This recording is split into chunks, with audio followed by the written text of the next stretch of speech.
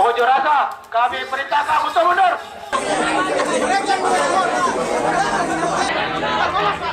Ribuan pemuda dan mahasiswa yang tergabung dalam Aliansi Rakyat Bone Bersatu menggelar unjuk rasa. Aksi yang digelar di depan kantor Bupati Bone ini berlangsung ricuh.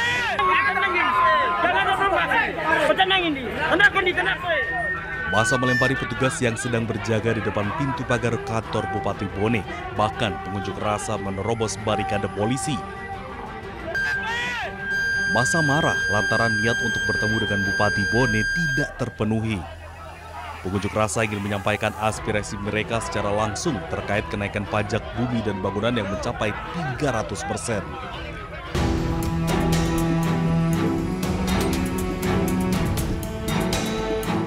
Pemerintah Kabupaten Semarang akhirnya resmi membatalkan kenaikan pajak bumi dan bangunan perdesaan dan perkotaan atau PBB P2 sebesar 400%.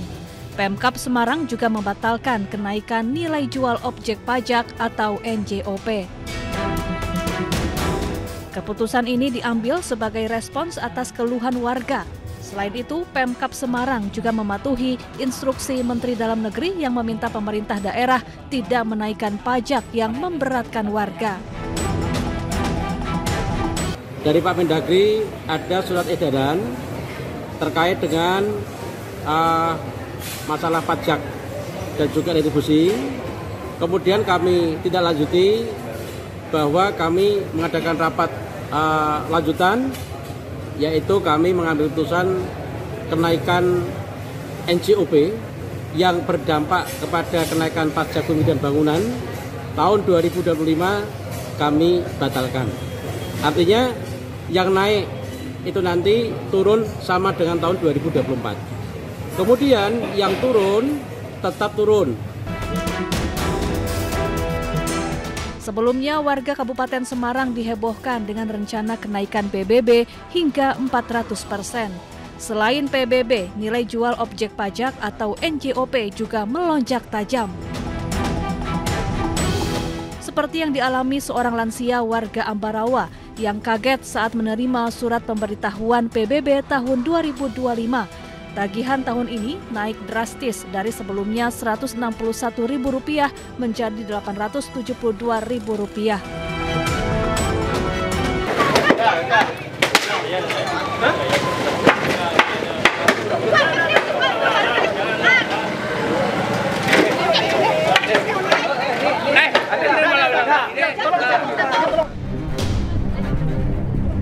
Pemilik warung tak kuasa menahan amarahnya ketika sejumlah petugas Satpol PP hendak membongkar bangunan warungnya yang berada di badan jalan kawasan Air Tawar, Kecamatan Padang Utara, Kota Padang, Sumatera Barat.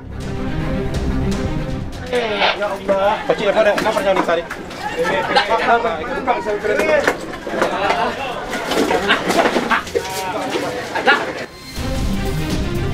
berusaha mempertahankan warungnya, wanita pemilik warung ini terus mengamuk hingga menyerang petugas Satpol PP yang akan memindahkan barang-barang di dalam warung. Pemilik warung akhirnya menyerah dan hanya bisa pasrah menyaksikan tempat jualannya dibongkar petugas. Namun, satu petugas Satpol PP wanita terluka di jari tangannya dan lantaran digigit pemilik warung yang mengamuk.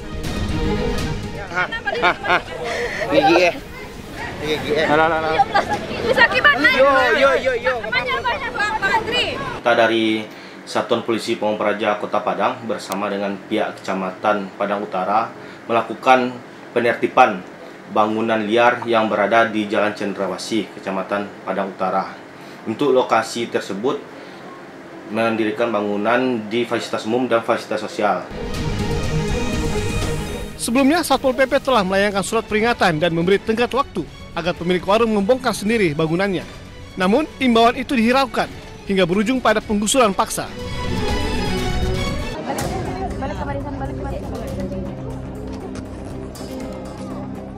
Viral video seorang siswa merobek sisi bendera merah putih menggunakan pisau.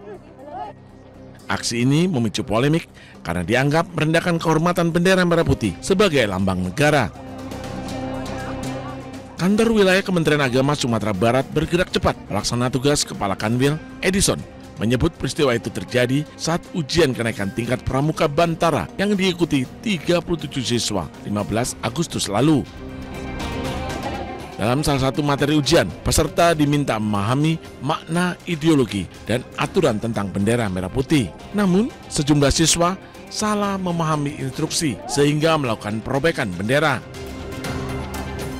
Pada Kepala Madrasah melalui Kepala Kantor Pendidikan Agama Kota Padang agar yang pertama menyurati resmi Kepala Madrasah untuk meminta klarifikasi, kemudian menyampaikan klarifikasi lewat video dan secara terbuka menyampaikan permintaan maaf bahwa kejadian itu tidaklah disengaja dan tidak ada niat untuk melecehkan bendera, hanya ujian untuk anak-anak, adik-adik pramuka yang ingin naik kelas dari Bantara ke Laksana. Kemenak memastikan dari hasil kajian menyeluruh tidak ada unsur pelecehan. Namun, beredarnya video tanpa penjelasan resmi menimbulkan kesalahpahaman. Kepala Sekolah MAN 1 Padang meminta maaf atas kejadian ini. Ternyata dalam pelaksanaannya, tanpa kami sadari, siswa merobek dan menggunting bendera merah putih, walaupun bukan dalam konteks meremehkan dan melecehkan simbol negara. Tapi kami menyadari bahwa hal tersebut adalah sebuah kesalahan dan kekeliruan. Maka atas nama kejadian ini, saya selaku Kepala MAN 1 Kota Padang meminta maaf sekaligus mengklarifikasi bahwa kegiatan tersebut bukan dalam tujuan menghina dan merendahkan simbol negara. Dari kasus ini diingatkan lagi bahwa bendera merah putih adalah simbol negara, lambang kehormatan bangsa yang wajib dijunjung tinggi.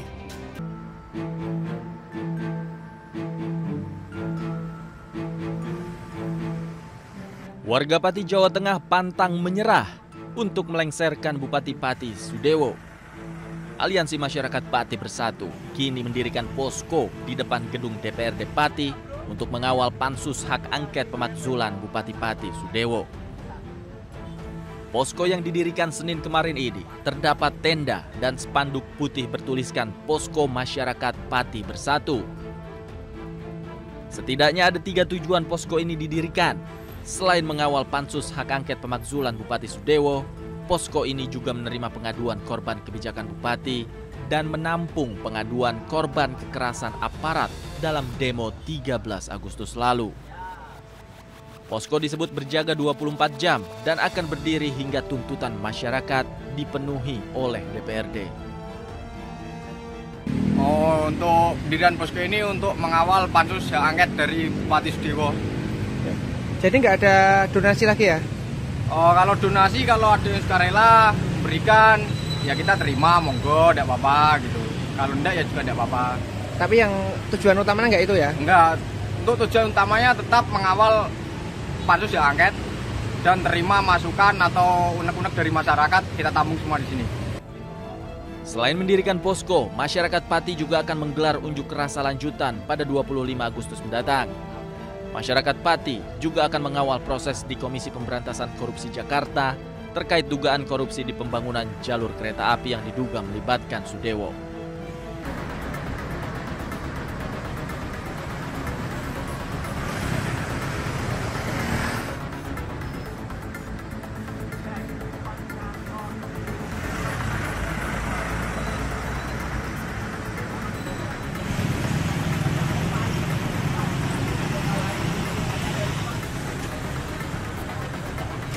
Warga Pati tanya bro, belum kita donasi lain wes orang yang sedekah ya masyarakat Pati besar.